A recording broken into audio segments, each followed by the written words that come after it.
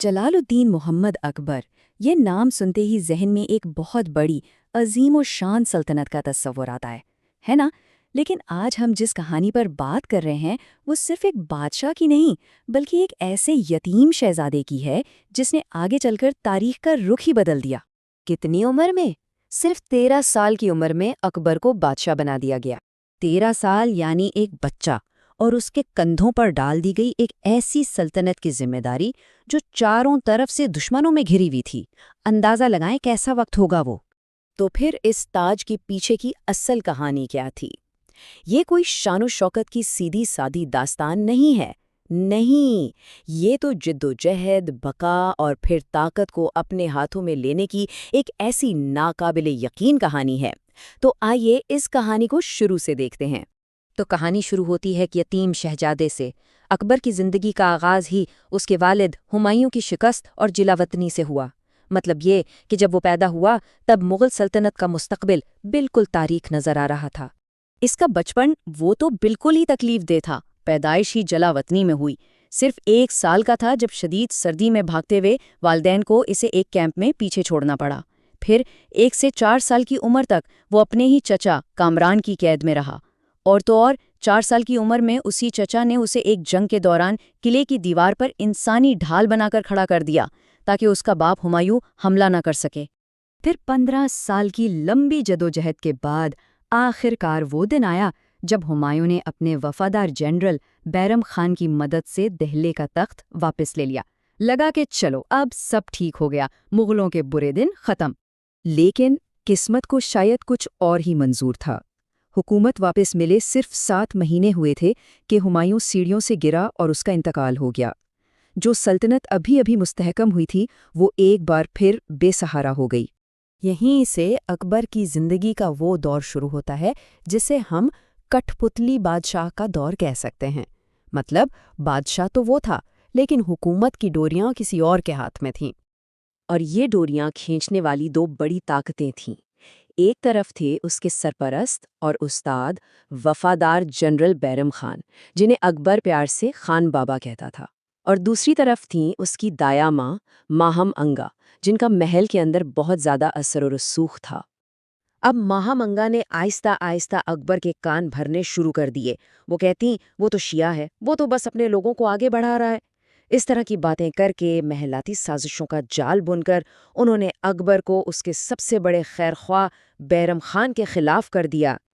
آخر کار ان سازشوں کا اثر ہوا اور اکبر نے بیرم خان کو ان کے عہدے سے ہٹا کر حج پر بھیج دیا۔ اور بس یہی وہ لمحہ تھا جب ماہم انگا اور اس کے خاندان کے لیے اقتدار کا راستہ بالکل صاف ہو گیا۔ لیکن یہ کھیل زیادہ دن نہیں چلنا تھا۔ اب کہانی میں وہ موڑ آنے والا تھا جہاں اکبر نے سب کو دکھا دیا کہ اصل بادشاہ کون ہے۔ ہوا یہ کہ اصل کنٹرول ماہم آنگا اور اس کے بیٹے ادھم خان کے ہاتھ میں آ گیا۔ ادھم خان کو ایک بڑا جنرل بنا دیا گیا۔ اس نے مالوا تو فتح کر لیا، لیکن پھر اس نے اکبر کے خلاف ہی بغاوت کر دی۔ اکبر کو خود جا کر ادھم خان کو پکڑ کر واپس لانا پڑا۔ لیکن ادھم خان باز نہیں آیا۔ تب 18 سالہ اکبر نے وہ حکم دیا جس نے پورے دربار کو ہلا کر رکھ دیا، اسے محل کی سب سے اونچی چھت سے نیچے پھینک دو۔ اور جب وہ پہلی بار گرنے سے مرا نہیں تو اکبر نے حکم دیا کہ اسے واپس اوپر لے جا کر دوبارہ پھینکا جائے۔ اس ایک واقعے نے سب کو صاف صاف پیغام دے دیا تھا کہ کٹھ پتلی کا کھیل اب ختم ہو چکا ہے اور تخت پر اب ایک حقیقی بادشاہ بیٹھا ہے۔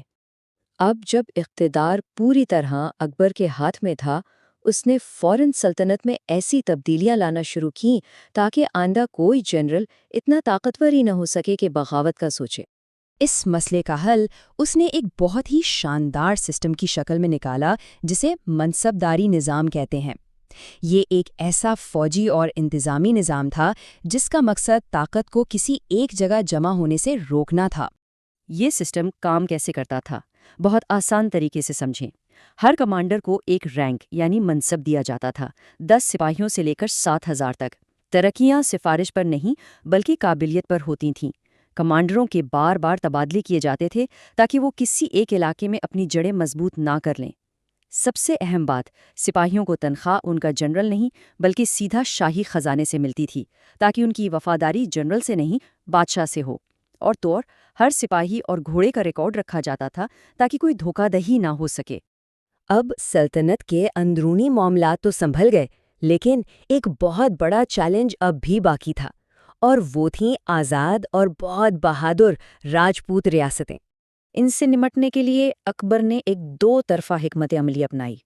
ایک طرف جنگ اور طاقت، یعنی جو ریاستیں نہیں مانتیں ان سے لڑا جائے، اور دوسری طرف سفارت کاری اور دوستی، یعنی جو اتحاد کے لیے تیار ہیں ان کی طرف دوستی کا ہاتھ بڑھایا جائے۔